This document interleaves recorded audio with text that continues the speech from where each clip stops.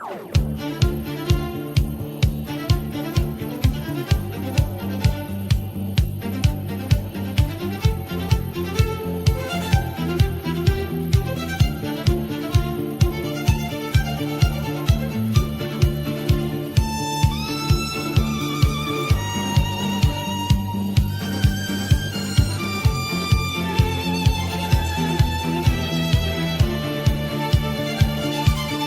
I were God above the sky, I'd carve the words in light. 3 simple vows to guide us through the silence of the night. No lies to hide the pain, no masks to wear in fear.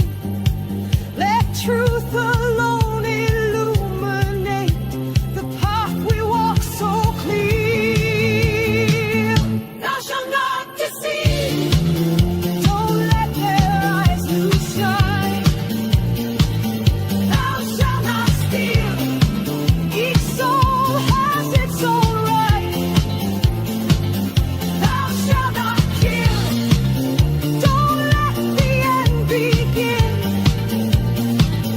That's all we need, just these 3 things to live a life that's truly free. They speak with holy names, and still they cause the flame.